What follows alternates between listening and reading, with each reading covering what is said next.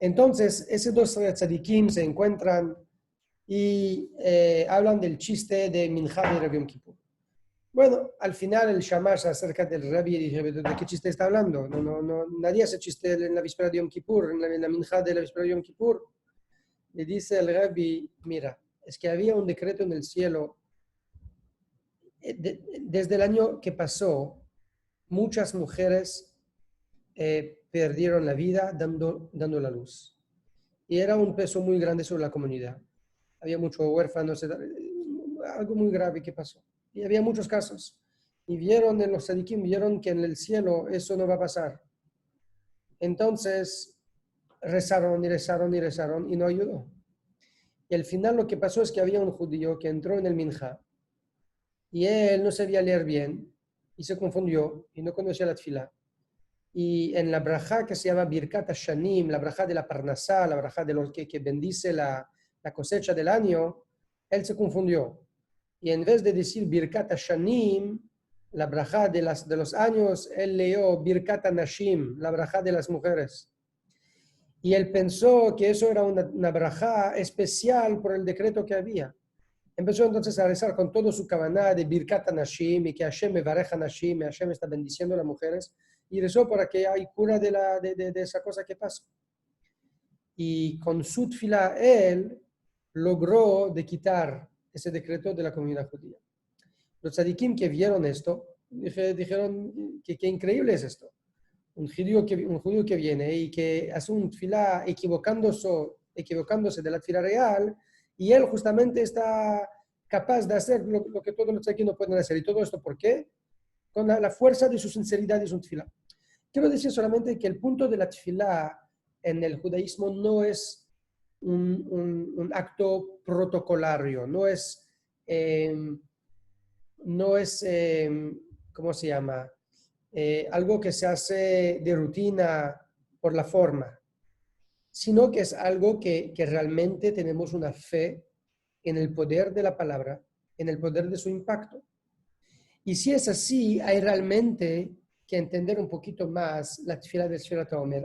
Hay muchas tefilot temporadas. Hay muchas tefilot que se dicen en épocas especiales, por ocasiones especiales. El Sfirat HaOmer es una tefilá de Rosh Chodesh, de Shabbat, son distintos al momento.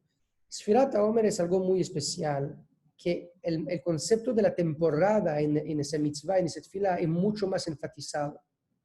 ¿Por qué?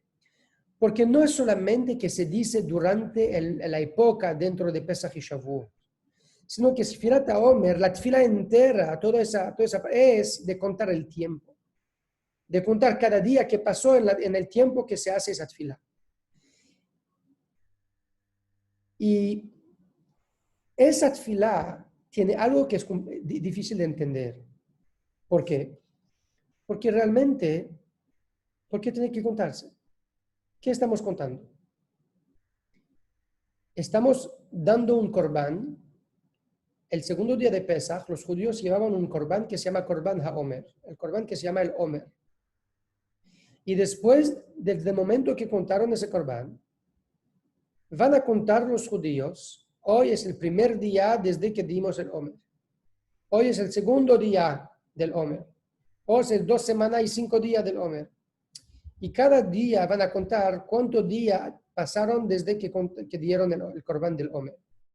¿Es realmente tan importante? Quiero decir, uno está contando en 2 semanas viene Hanukkah, hace 5 días había Hanukkah, hace 6 días había Hanukkah. No hay ninguna otra fiesta que estamos contando de esa manera. Y la pregunta es, ¿por qué el Omer tiene que ser contado así? Entonces hay que decir, bueno, realmente no estamos contando los días que ya dieron el Omer, sino que está contando cuánto día falta hasta que vamos a recibir la Torah. ¿Sí?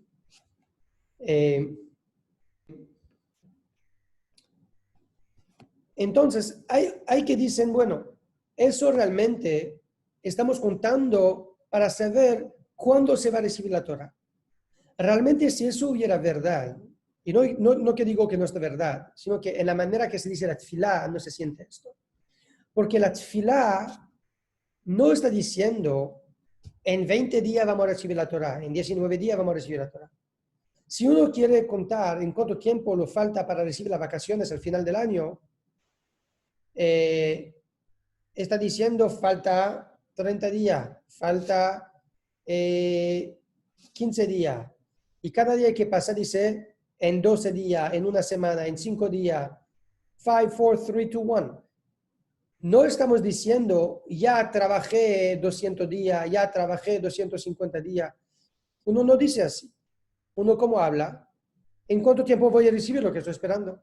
Y en ningún momento vemos que en el Sfera Torah estamos diciendo en 49 días vamos a recibir la Torah, en 48 días vamos a recibir la Torah.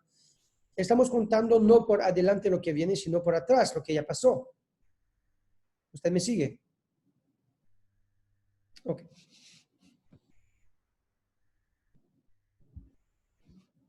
Entonces, vamos a ver lo que hay en la Torah al nivel básico. Okay, vamos a regresar a la base de la Torah. En la Torah hay 3 mitzvot sobre esa temporada. La primera mitzvah es una mitzvah de traer un korban de Omer el segundo día de Pesach. Es la primera mitzvah. 16 de Nisan, uno tiene que traer el korban del Omer. ¿Cuál es el korban de Omer? Es un korban de Seorim. Seorim no es el trigo, sino que es el otro. ¿Cómo se dice Seorim? Nina, abre el micrófono. Cebada. Cebada.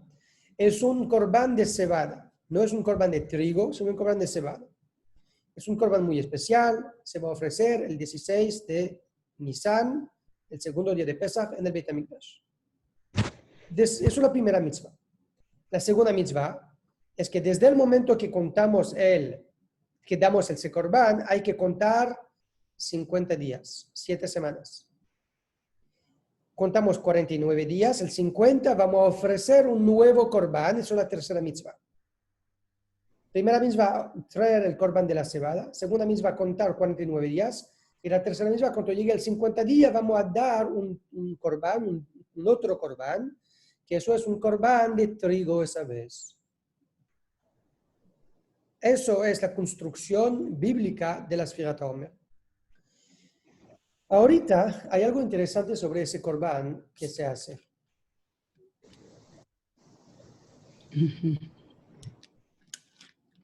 El corbán de cebada, hay una Mishnah que dice así: el corbán de cebada lo da la sotá, la mujer que pecó, o que está sospechada que pecó, perdón.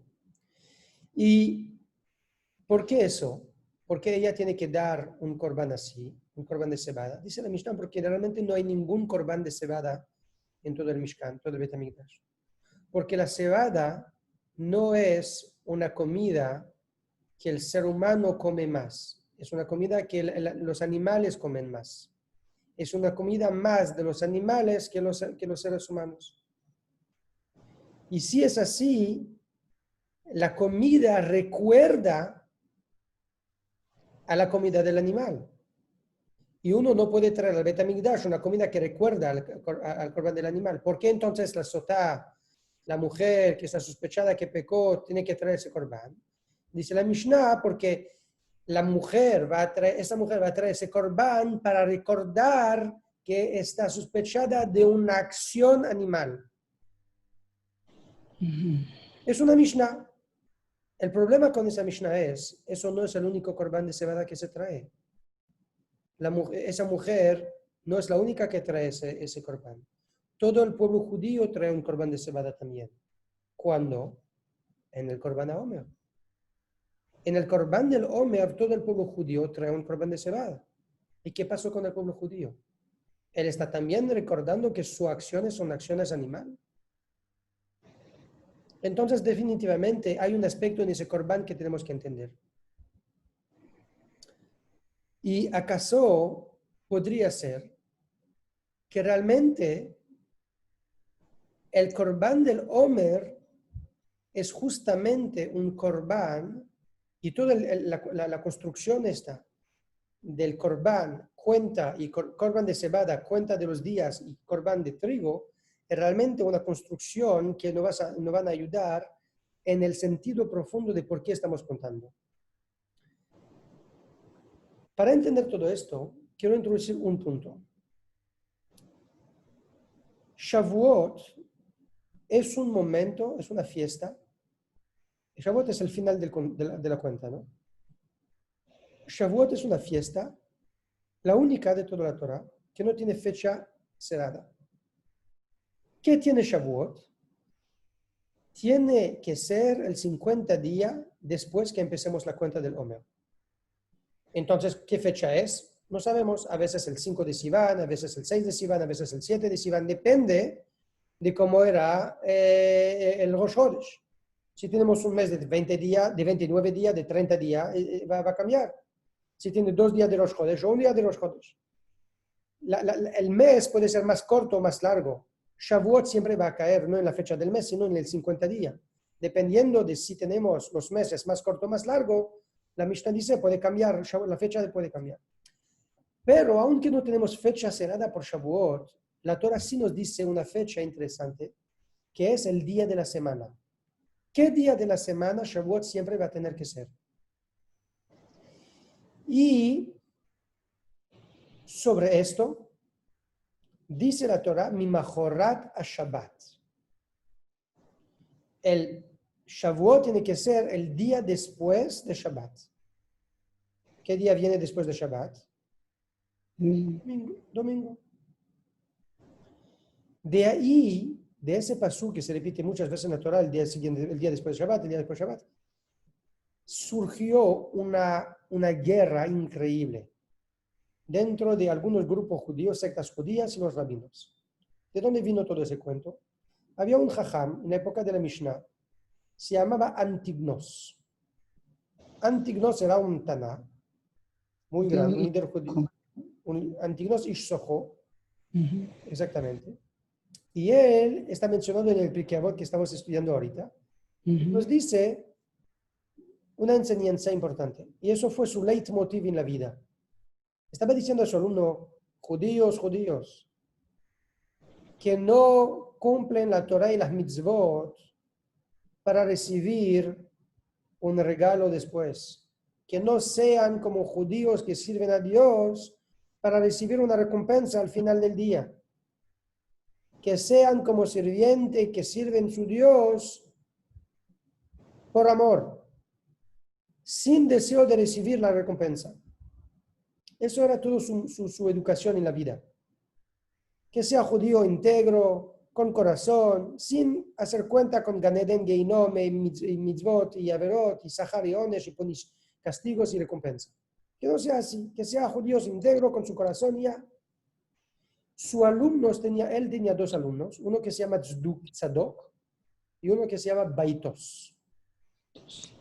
Esos 2 alumnos, Tzadok y Baitos, interpretaron la palabra de su rabino de manera distinta. Ellos entendieron así. Aparentemente, el maestro quiere decirnos que todo el concepto de Gan Eden y Gehinom es falso. ¿Por qué es falso? Porque no está mencionado claramente, explícitamente en la Torá. Los Jajamim lo recibieron de Moshe Rabenu boca a boca. Puede ser que no era así. Entonces ellos entendieron que realmente el maestro antiguo nos quería enseñar que no hay que creer nada de lo que los rabinos enseñan. Toda la Torah oral es inválida, Hazbe Shalom, y hay que creer solamente en la Torah escrita. Así interpretaron Tzadok y Baitos a la palabra de Antignos. De ahí de ellos salieron 2 sectas muy fuertes, que se llamaban los Tzedukim y los Baitusim. Ellos fueron 2 sectas que atacaban a los rabinos sobre todo lo que estaba diciendo. Así es. No había nada que los rabinos no había nada que los rabinos enseñaban que ellos estaban de acuerdo. Cada cosa que no estaba explícitamente escrito en la Torá fue rechazado por ellos. Entonces, uno de los conflictos que había, acabo de cerrarlos. Uno de los, de las grandes discusiones que había es cuándo hay que hacer Shavuot. Ellos dijeron así: está escrito en la Torah el día después de Shabbat, eso es domingo. La Torah claramente indica entonces que Shavuot tiene que ser, que el Omer tiene que ser un domingo. Si cuentas 7 semanas, Shavuot va a ser también un domingo. Viene los Jajamim y dicen, no, realmente no es así. Realmente, Shabbat, que está mencionado en la Torah, no es por decir el séptimo día y el domingo que viene después, sino para decir el día después de Pesach. El día después de Shabbat, que está mencionado en la Torah, significa realmente el día después de Pesach. No importa si cae Shabbat o si cae domingo. ¿Y por qué la Torah? La pregunta es grande. ¿No? Si la Torah no quiere decir que realmente es el domingo, ¿por qué dijo que es el domingo? ¿Por qué me dice el día después de Shabbat si realmente tienen pensamiento el día después de Pesach? Y eso era una discusión muy fuerte. Y los Sedukim y Baitosim, esa secta que rechazaba la Torah oral, usó ese caso mucho para apoyar a su punto, fortalecer su posición. Y a mucha Gemarot que está trayendo debates con los Jajamim y esos grupos para realmente contestarlos. Pero sobre la pregunta, en fin, no importa la interpretación de los Jajamim. La interpretación de los Jajamim es lo que está interpretando, está bien. Pero hay una pregunta básica. ¿Por qué la Torah escribió esto de manera que pueden hacer un error? Porque al principio Hashem puso en la Torah el día después de Shabbat, en vez de decir el día después de Pesach. El Kuzari, que es Rabbi Yehuda Levi, él dice realmente, ¿por qué él dijo esto? Sobre la Torah quería dar un ejemplo. ¿Qué era el ejemplo? El ejemplo es, si vas a dar el Korban Omer, el Korban de cebada, el domingo, Shavuot va a ser un domingo también, para darte una perspectiva que es 7 semanas completas. Y hay un comentario de Rabbeinu Ibn Ezra, el siglo XV, muy interesante. Él dice, ¿por qué el ejemplo fue domingo? Si la Torah quería dar un ejemplo, está bien, pero ¿por qué no dio el ejemplo del Shabbat? O el ejemplo del miércoles, o del jueves, no sé. O de martes, es un buen día. ¿Por qué dio el ejemplo de domingo? Y Ibn Ezra hace una cuenta muy inteligente, dice, muy interesante, dice, ese año, el año que los judíos salieron de Egipto, realmente dieron el Korban del Omer un Shabbat, un domingo. Y por eso ese año el Shavuot era un domingo. ¿Cómo hace esa cuenta? Porque él entiende que cuando los judíos inauguraron el Mishkan, eso sabemos que era el Rosh Chodesh Nisan. Era el primer día de Nisan. Y está escrito que en ese día ellos traían los lechem apanim, el pan especial de la mesa, los 12 panes. Es el pan que mencionemos en esa parashá. Pero el problema es que ese pan se trae solamente en Shabbat. Si ellos traían entonces ese korban el Shabbat, salimos de Egipto el 15, son 2 semanas después, eso cayó también en Shabbat. Pesach entonces ese año era Shabbat. Entonces ellos traían el Omer el día después de Shabbat, era un domingo de verdad, por eso el ejemplo. Pero de toda forma, tenemos aquí ese korban, que es un korban de cebada, korban que no entendemos por qué tenemos que darle con la manera que se describe en la Mishnah, que es un korban que recuerda el comportamiento animal. Y por el otro lado, estamos contando 50 días hasta que vamos a tener un korban de trigo, que eso es un korban de comida de humano. Hay un ejemplo sobre esto muy interesante, una respuesta, un comentario muy interesante del Al-Shikh. El Al-Shikh dice el siguiente. El Al-Shikh dice así. Realmente, ¿a qué momento se trae el korban de cebada? Se trae al principio de la temporada donde empezamos a cosechar el campo. En ese momento el judío empieza a cortar el trigo y la cebada del campo. ¿Qué hizo los últimos 6 meses? Él trabajó la tierra y rezó a Hashem para que haya lluvia, para que pueda crecer. Pero ahorita finalmente ya creció. Y vino el momento de cosechar. Entonces dice el al-Sheikh algo así. Dice, en fin, sabemos que el judío, el ser humano en general, cuando él está pobre, se recuerda de levantar los ojos al cielo. Por favor, Hashem, ayúdame. Cuando uno sufre, su corazón se abre porque él necesita algo. Pero cuando uno se enriquece, ya no tiene necesidad de mirar arriba. Ya no tiene necesidad de tener el corazón abierto. Ya no tiene necesidad de tener una empatía en su vida. El pobre, para él el concepto de empatía es importante porque él está también dependiente de ese concepto de empatía. El rico no está dependiendo de ese sentimiento de empatía. Él ya lo tiene. Él ya tiene lo que necesita. Dice el al-Sheikh así. Todo el verano, todo el invierno, el judío estaba rezando a Hashem, por favor, trae la lluvia, porque sabe que está totalmente dependiente de esto. Si no va a tener lluvia, él no va a tener. Si no va a tener lluvia, él no va a tener para comer. Viene el momento de la cosecha y ya el judío empieza a ver todo lo que está trayendo en la casa.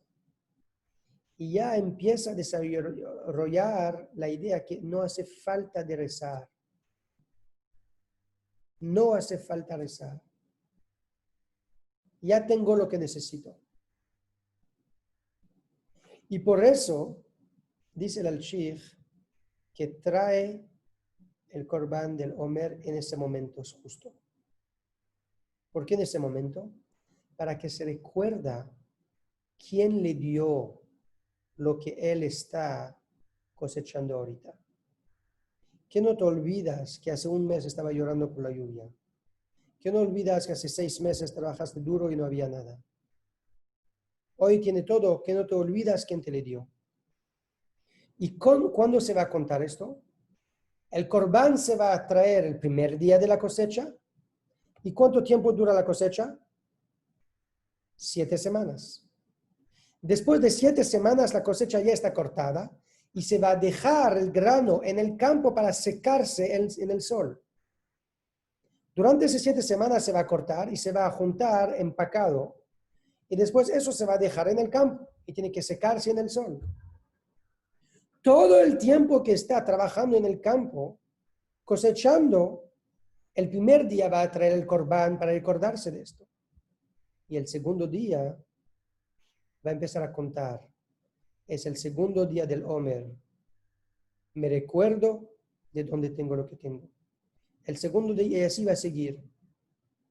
Él va a seguir así hasta que llega al último día del trabajo en el campo. Y cuando por fin va a llegar al último día del campo de la cosecha, sin que nunca se olvidó de dónde recibió lo que recibió, él va a traer un segundo corbán. Eso es la tercera etapa. ¿Qué corbán va a traer? Un corbán de trigo, que eso es una comida humana. ¿Por qué una comida humana? Porque él que no se olvidó de dónde tiene lo que tiene, y no es un kfui toive. ¿Cómo se dice un kfui toive? Uno que no tiene reconocimiento. Uno así, él se acerca de ser un mensch. Y siendo un mensch, él puede empezar a traer un corbán de la comida de un mensch. Eso es la idea que al-Sheikh dice. El ser humano está como una criatura que se separa. ¿Qué significa se separa? Tiene 2 partes en él. La primera parte es una parte animal. La segunda parte es una parte humana. El cuento del Omer es el viaje que uno va a hacer de ser un comportamiento animal a acercarse del comportamiento humano. Hay un cuento muy lindo sobre esto. Había una vez un rey paseando y vio un pastor. Y vio en la cara del pastor, tiene un rostro, qué lindo, qué bello. Y vio que esta persona fina, inteligente. Se paró y se fue para discutir con el pastor. Y discutiendo un poquito se da cuenta que realmente el pastor es una persona muy inteligente. ¡Wow! ¡Qué interesante el tipo! Y entonces regresa una semana después. Y el rey quiere ver de vuelta al pastor para tener una buena conversación. Y de vuelta una conversación increíble. Entonces se hizo así que poco a poco el rey se encantó el pastor y viene a visitarlo cada cuanto. Y el pastor, siempre disponible, se sienta con el rey y discutiendo. Y el rey le encantó discutir con ese pastor. Brillante, recto, vista clara, un bello. Después de un tiempo, dice el rey, mira, persona tan talentuosa como ti, ¿qué está haciendo pastorando ahorita? No quiere venir a la ciudad, trabajar, algo. Dice, mira, no, ven a trabajar conmigo en el palacio. Yo necesito gente como ti. Y ahí así le está llamando. Y poco a poco le está convenciendo, si está capaz, entra a trabajar en el palacio. Y poco a poco ese pastor sube los escalones del rango del trabajo ministerial en el palacio. Hasta que en algún tiempo él se hace el ministro del tesoro del rey. Eso es el puesto más alto que hay, porque requiere toda la confianza del rey. No había ACH electrónico o cualquier cosa, son riqueza física, cada uno se puede robar, cada uno se puede sacar cosas por ahí y por allá. Un rey necesitaba la confianza de su ministro de tesoro. Él logró ese puesto, obviamente todo eso le llevó mucho celo de los demás, los otros ministros, etcétera, con un pastor viene tan rápidamente, llega. Y poco a poco querían acusarle que está un ladrón. Dice, obvio que está robando. No hay manera que no está robando. Y se hizo tan rico y se construyó eso y esto, está seguramente robando. Hay que encontrar dónde está robando, cómo está robando y dónde está escondiendo la plata. Entonces pensaron a observarlo poco a poco y se dieron cuenta que cada día cuando entra en su casa, antes de saludar a su esposa, a los niños, a nadie, entra en un cuarto, se encierra en ese cuarto, se queda ahí algunos minutos y después sale. Cada día eso es su ritual. Y se dieron cuenta que nadie puede entrar en el cuarto. La esposa nunca entra en el cuarto, los niños nunca entran en el cuarto, los sirvientes, nadie entra en el cuarto. Entendieron ellos, eso es seguro el lugar donde está escondiendo la plata. Dijeron al rey entonces, tu ministro económico, el encargado del tesoro del rey, está robando. Estamos seguros de esto. ¿De dónde sabes? ¿Cómo sabes? Mira, así cada día se está encerrando, regresando del trabajo, se está encerrando en un cuarto algún minuto, después sale, nadie puede entrar ahí, ni tampoco la gente de su casa, etcétera, etcétera. Muy sospechoso. El rey llamó al pastor, dijo, mira, yo te amo muchísimo, tienes toda mi confianza. Tengo solamente una pregunta. Me comentaron del cuarto especial que hay en tu casa. ¿Qué tiene en ese cuarto? No, rey, por favor, que no me preguntas, no quiero hablar de esto. Y eso se hizo más sospechoso y todo. El rey insistió, no quería decir, pero por favor, pero eso no puedo.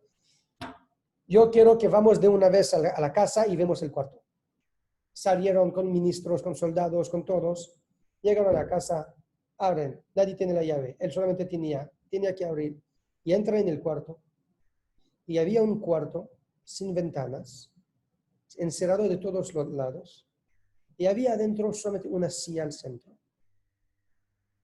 un bastón y una bolsa del pastor. Viene el cuarto y pensaba, ¿acaso hay una caja fuerte escondida? Tocan paredes, tocan piso, no hay nada. Dice el rey, ¿qué es esto? El ex pastor entonces dice, mira, le voy a decir algo. Cuando empecé a trabajar al palacio, empecé a sentirme un poquito importante así.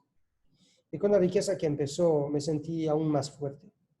Y sentí que mi corazón se está cerrando un poquito. Y sentí la importancia creciendo. Y sentí que me estoy cambiando. Y entendí que si voy a caer en esa trampa, no voy a tener capacidad de trabajar con cercanía a tanta riqueza sin deseo de robar. Voy a querer robar, voy a querer más, porque voy a pensar que merezco esto, que eso es parte de mi vida. Entonces, cada día, cuando regreso del trabajo con los sirvientes y los servidores y los consejeros y las oficinas, las carpas, todo lo que hay, las alfombras y el oro, regreso a mi casa, me encerro algunos minutos en ese cuarto, me senté en la silla, me tomo el bastón de pastor, me tomo la bolsa del pastor y me estoy recordando, de ahí vengo. Recuérdate, de ahí vengo. Y estoy muy con suerte que el Rey me sacó de donde estuve y que me trajo donde estoy ahorita. Eso es lo que estoy haciendo, recordándome la base de la base. Cuando ya me recuerde esto, puedo sacar a la familia con una cara normal. Sfirat HaOmer es un korban, un proceso donde uno dice, 6 meses lloraste a Kadosh Baruj Hu que te trae un poquito de lluvia, que te da un poquito de chance de sobrevivir el verano y lo que va a suceder. Que no te caes, que al momento que empiezas a cosechar, te olvida lo que había ayer. Recuérdate. Y recuérdatelo cada día. Cada día que está cosechando, recuérdate este momento. Eso es la primera interpretación de Sfirat HaOmer. Esa interpretación es maravillosa, pero tenemos ahorita que conectarla con el contexto. ¿Cuál es el contexto? Estamos saliendo de Egipto. Estamos llegando a recibir la Torá. Parece que ese concepto de Sfirat HaOmer es totalmente desconectado de su contexto histórico, donde salió. Por casualidad lo hicieron acá por razones de agricultura, pero no es realmente relacionado con el Yetziat Mitzrayim. Cuando realmente lo se ve, en la Torá sí parece relacionado con el Yetziat Mitzrayim, de manera u otra. Entonces, ahí viene el segundo nivel. En Sfirat HaOmer, lo vamos a llamar así, el rezo de la tzniut, el rezo de la humildad, el rezo de recordatorio de dónde venimos. El Sfirat HaOmer realmente venimos y decimos que estamos diciendo, continuando a celebrar lo que dijimos en Pesach. ¿Qué se dice en Pesach? Estamos a la apertura del Seder. Estamos empezando el Seder. ¿Qué dice uno? Eso es el pan de los pobres que nos comieron nuestros padres cuando estuvimos esclavos en Egipto. Y después decimos, todos están invitados a venir, todos están invitados a comer, todos están invitados a tomar, etc.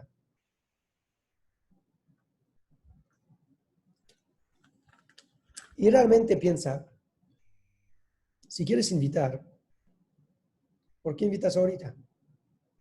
Ya estás sentado en tu casa, ya hiciste kiddush, ya los invitados que están, ya están, los que no están, no saben que le está invitando, y el hecho que tú estás diciendo esto en tu casa, alrededor de tu mesa, no va a ayudar a la gente afuera de saber. Si quería invitar a alguien, había que invitarle antes. Realmente, una explicación de esa parte es así. Es una misma de tener invitados en Pesach, y cuanto más los pobres. Entonces uno dice así, señores alrededor de la mesa, pobres, que no tiene pena de no tener tu propia casa con tus propios invitados, que no tiene pena de ser pobres. Nosotros también fuimos pobres. Nosotros también fuimos esclavos. Nosotros también comimos el pan de la pobreza. Que no se preocupe, somos todos igual hoy. Soy el invitador, eras invitado, era el invitado también ayer. Así es. Y el Sfirat HaOmer está tomando esa celebración de Pesach, que realmente es celebrando la libertad, recordándonos de nuestra servitud, no tomándola for granted y procesándola día a día. Ahorita, ¿qué pasó en esto? En Sfirat HaOmer salimos de Egipto como personas esclavos y lleguemos a recibir la Torah. Pasamos es una época de transición así. ¿Y la transición cuál es? Es de salir de una persona que no tiene ninguna libertad a una persona que tiene libertad. ¿Pero libertad de qué? De escoger. Y eso es el punto acá. Dentro del corbán de cebada animal y el corbán de trigo humano hay un paseo. El paseo es el camino de saber desde cuánto me estoy alejando de mi estado animal y cuándo me estoy acercando de mi estado de ser humano. ¿Y cuál es la diferencia del ser humano y del animal? Hay muchas, pero una principal que estamos diciendo es el intelecto. El animal es instintivo, el ser humano es intelectual.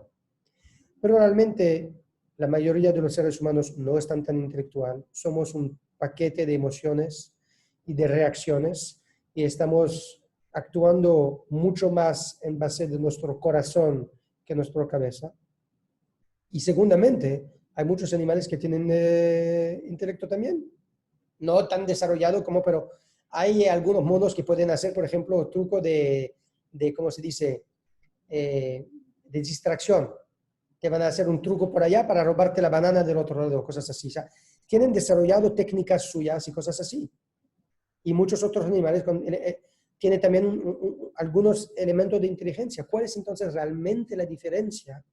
Que aquí no se mide para más o menos, sino que no hay esto en los animales y sí existe en los seres humanos. Hay una cosa.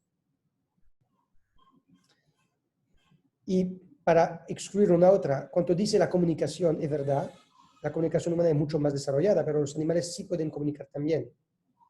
A un escalón mucho más inferior, pero comunicar sí pueden. Pero hay una cosa que los animales nunca hacen y que los seres humanos a veces hacen. Y eso es algo muy simple. El ser humano puede escoger de hacer no lo que él quiere, pero lo que él debe. Eso es una diferencia fundamental. El ser humano puede nacer con instinto y característica de ser tacaño, pero va a ser momento de necesidad y va a empezar a dar. Él tiene una tendencia de ser nervioso, se va a meter frente a un rey y aunque cree gritar, va a entender que aquí es peligroso y más inteligente no gritar. Controlarse, a veces por miedo, a veces por amor, a veces por inteligencia.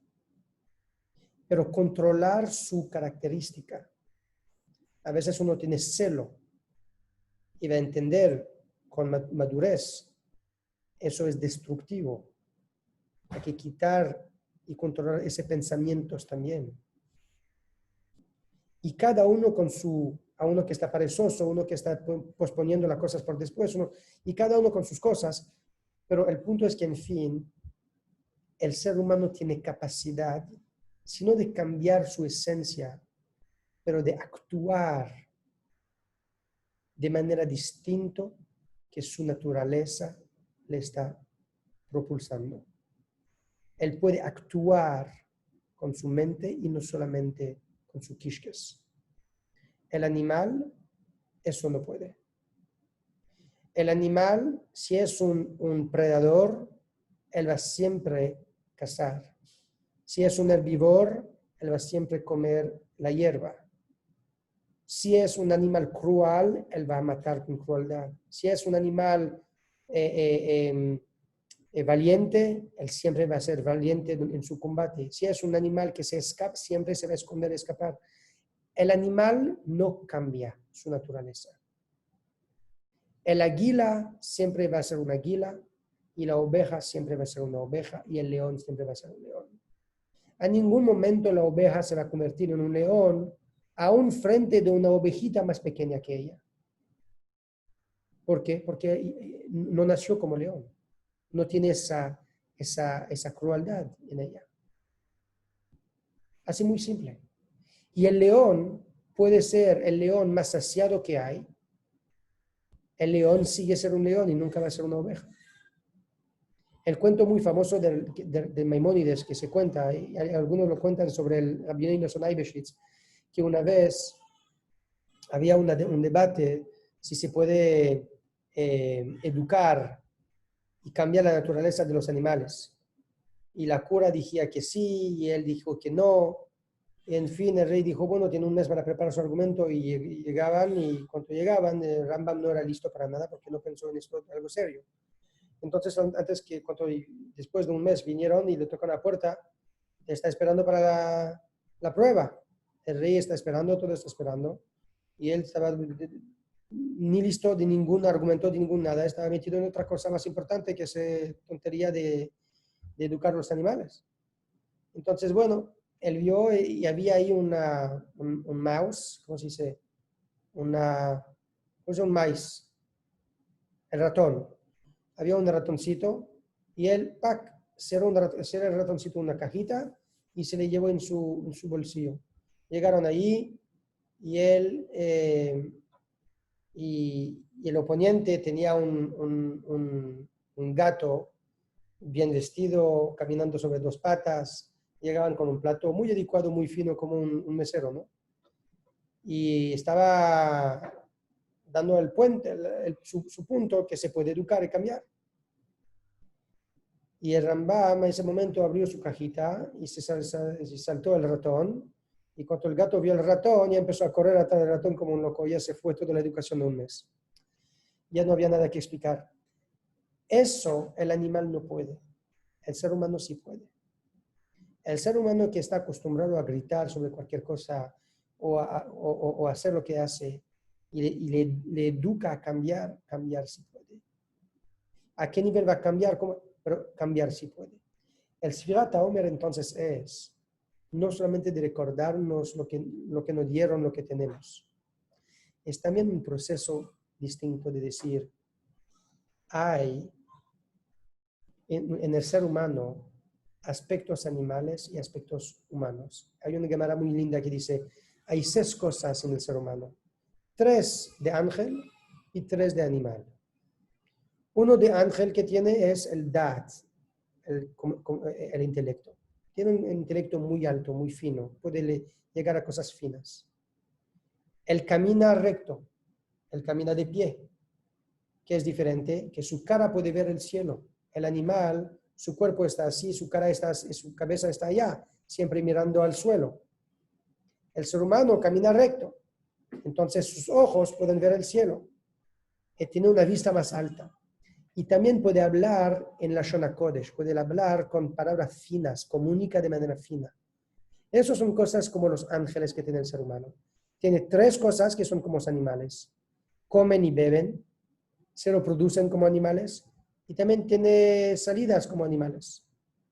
Entonces, esa Gemara interesante en la manera de decir, el ser humano es una criatura con dicotomía. Tiene parte alta y tiene parte baja. El proceso de Sfirat HaOmer es justo ese. Es de empezar el proceso con el Corbán del Omer, diciendo, acabamos de salir de Egipto como esclavos bajos. Ninguna libertad, ni libertad de pensamiento, ni libertad de nada. Nuestra libertad que salimos no lo merecemos. Hashem con su bondad lo hizo. Vamos ahorita, en camino a recibir la Torah, a empezar ese proceso. El proceso de educarnos a ser más parecido a un mensch, que a un animal. A la parte humana que tenemos que la parte animal que tenemos. Eso es importante de decir porque no hay un ser humano que no tiene parte animal, pero no hay ser humano que no tiene parte humana también.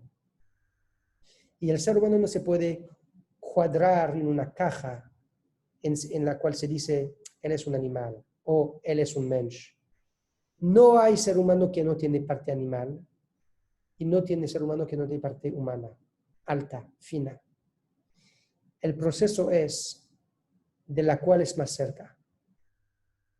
¿Cuánta parte de tu día va a tener un comportamiento más refinado? ¿Cuánto porcentaje de tu pensamiento van a ser más refinado? ¿Cuántas partes de tus palabras van a ser más refinado? ¿Cuánto tiempo vas a dedicar a cosas más refinadas? ¿O cuánto tiempo va a dedicar en cosas que el animal también se dedica? El animal dedica la mayor parte de su tiempo activo en su comida. ¿Cuánto tiempo el ser humano se dedica a la cosa que el animal se dedica? ¿Y cuánto tiempo se dedica a la cosa que el animal no se dedica? Los ángeles se dedican. Se podría también, no solamente en cosas religiosas, pero en arte, en ciencia, en literatura, cosas que están más simplemente más fina, más bella, más productiva, que después que lo hiciste te sientes, wow, me siento más liviano. En Yiddish dice, se siente atefa hecher, se siente un poquito más alto. Y eso es todo el proceso de Sfirat HaOmer. Si uno hubiera decidido en 49 días si hubiéramos haciendo el cuenta opuesta, en 49 días voy a recibir la Torah, ¿acaso uno hubiera decidido, bueno, tengo todavía 49 días para prepararme? En 30 días vamos a recibir la Torah, ya tengo todavía 30 días para hacerlo. Y uno nunca se apura. Pero cuando uno cuenta, ya una semana pasó desde que di el Korban del Omer. Desde el momento que empecé ese proceso de alejarme de esas cosas que estoy haciendo y acercándome de lo que tengo que hacer. Y cada día que pasó, dijo, hay un día más que pasó, me alejé un poquito más. Ya una semana pasó, me cambié un poquito más. Y cada semana y cada día que pasa, da una significancia, una importancia al tiempo. Cuanto más cerca estoy del mensch que puedo ser. No es del mensch que debería ser, es que del mensch que puedo ser. Es siempre el que nos podemos ser. En el mes de Nisan hay un Yom Tov. El mes de Pesach, el mes de Sivan hay un Yom Tov, Shavuot. En ambos meses hay ayuda de Kedushá, hay ayuda de fiesta. En el mes de Iyar no hay ningún Yom Tov. Es un mes vacío de Yom Tov. Es un mes donde no hay ayuda del cielo, en el sentido de Yom Tov. Es un mes donde el ser humano trabaja propiamente. Trabaja, se desarrolla y crece. Es un mes de crecimiento importante y un mes donde se dedica al crecimiento. Eso es el enfoque, donde se dedica al crecimiento. Y la cuenta es, ya hace hoy mismo, ayer fue 26 días que empecemos a dar el Korban de animal, diciendo eso, el Korban de animal, ya, eso le voy a dar. Ahorita dejo esto atrás y empezó mi camino atrás del trigo, atrás del Korban humano. ¿Cuánto más cerca de esto? El commitment, que hay algo más importante y sobre esto estoy comprometido, eso es el Korban del Omer. Y voy a concluir con un cuento. Había ese Shaliach, Rabino Feller. Rabino Feller fue un Shaliach que el Rebbe mandó en Minnesota y tiene un cuento muy interesante al principio de su shlichut allá.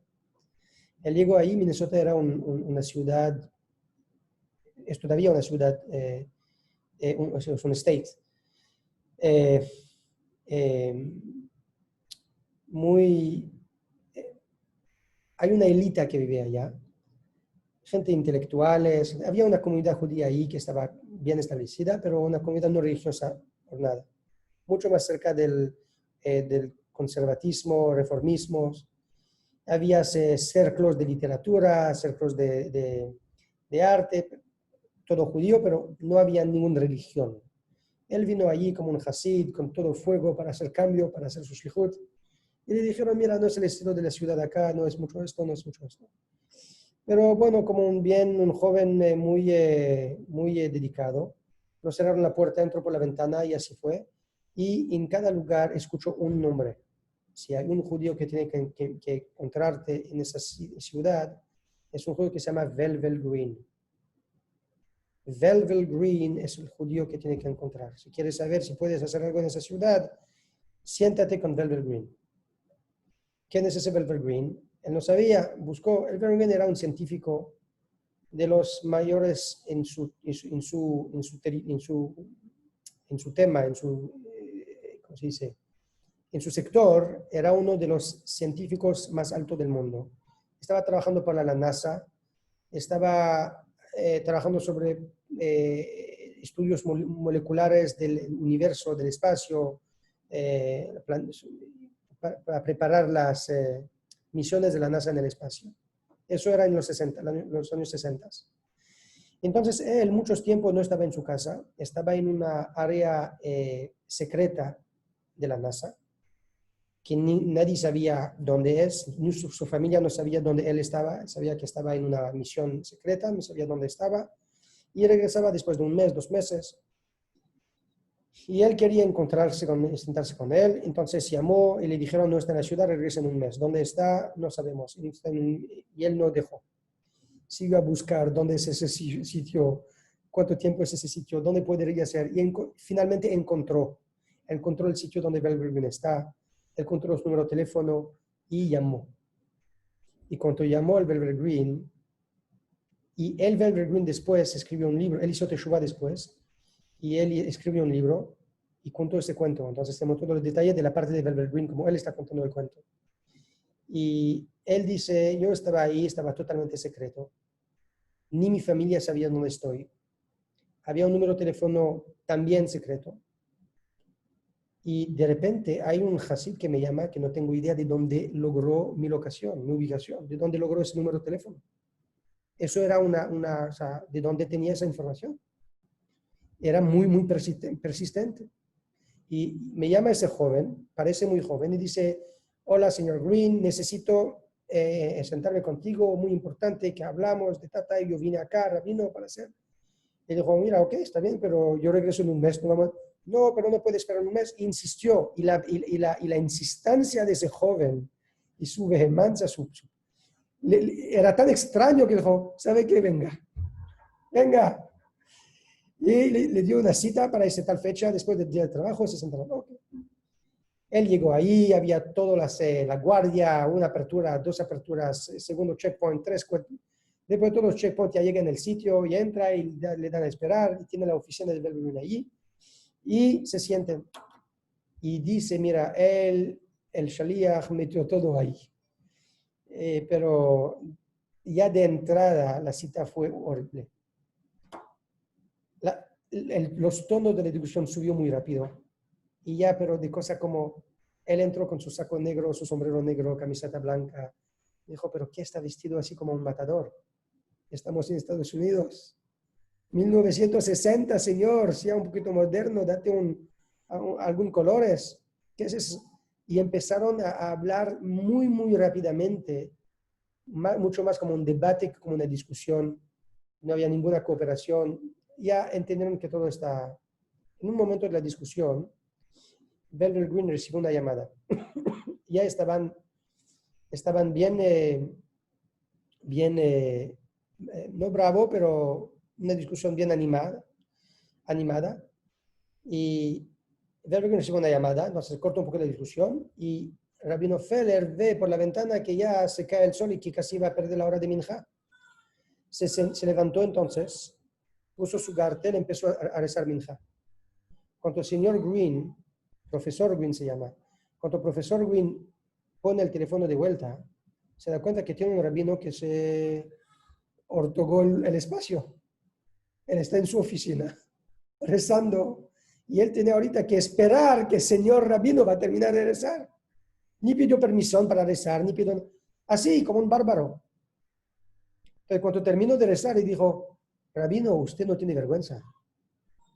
Me pide una cita acá, que nadie viene acá. Le estoy dando el tiempo, el espacio, me está rezando acá frente sin preguntarse nada. ¿Qué es ese comportamiento? ¿Quiere usted quedar en la ciudad acá y hacer cosas con la comunidad? Eso no se hace en nuestro lugar. Dijo Rabino, mira, profesor, usted sabe cuánto importante era esa cita para mí. Usted sabe cuánto yo estoy dependiente de lo que va a salir de esa cita. Y lo esfuerzo que hice para venir a sentarme con ustedes. Pero Minja es aún más importante para mí. No salieron bien de la cita. No se dieron una Avarem Shalom Aleichem, se salieron con esa energía tensa. Pero profesor Green, con todo su ánimo, y era una persona muy energética, así y era muy inteligente también. Algunas semanas después, estaba de vuelta en su casa y tenía su círculo ahí de amigos y estaban leyendo cuentos en Yiddish. Esa es una parte de la cosa que hacían ahí. Leyendo los cuentos en Yiddish, empezaron a leer los cuentos de Tahtat. Tahtat era una época de pogrome muy trágico de un judío ucranio, un bárbaro ucranio, se llama Khmelnytsky, y ellos mataron más de 100.000 judíos, 300.000 judíos, 100.000 comunidades tocadas. Eran un tipo de cruzadas de Eastern Europe. Y hicieron ahí mucha barbaridad. Y había muchos judíos que cuando querían convertirlos se tiraron al fuego, dieron sus vidas. Y leen esto, el que estaba leyendo en ese momento, dice, esos son cuentos de judío de hace mucho tiempo. Hoy no hay judío así. Judíos que se tiran al fuego para no cambiar su fe. Hoy no hay así. Esos son judíos de antes. Bueno, se terminó la lectura y discutieron, chatearon, se regresaron a su casa. Y él está discutiendo con su esposa, dice, ¿te recuerdas el cuento que contaron en el cerco? Cuando dijeron que no hay judío así. Dice, yo encontré un judío así. Dice que encontré un judío que fue listo de matar, de morir para su fe. Dijo, yo encontré un judío y meant it for real. Realmente estaba convencido. Y le contó el cuento de ese rabino que vino y que en la mitad de todo se levantó y hizo su minjá, aunque sabía que estaba muy dependiente de esa cita. El tipo para él era muy serio. Y de ahí empezó a pensar él mismo. Le invitó de vuelta a ese rabino Feller, empezaron a hablar un poquito más y ahí empezaron una cooperación mucho más productiva. Ese profesor Feller siguió ser científico por la NASA muchos años, pero también hizo Teshuvah y cuando se jubilado empezó a hacer charlas en todo el mundo para atraer gente a la Teshuvah también. Pero todo empezó con esa cita. Eso es cuando él entendió que hay una persona en una cultura estadounidense donde nada se hace si no tiene $1 atrás, donde nada tiene valor si no tiene una traducción de ese valor en algo monetario, algo físico tangible. De repente se dio cuenta, hay valores más. Sfirat HaOmer es un momento donde empezamos con esa cultura y estamos partiéndonos de ahí en un viaje de 49 días. Y cada día estamos contando cuánto me alejé más de mi corbán de cebada de mi Egipto y me acerqué de mi corbán de trigo de humano. Y con eso hago Chávez.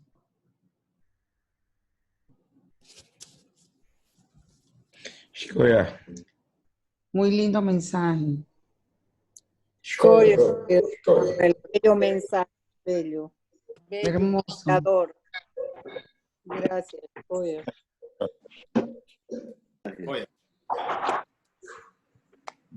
Bueno, Gracias, Rabino. mucho Gracias, gusto. Rabín. ¿Cómo está? Yo veo que no hay preguntas.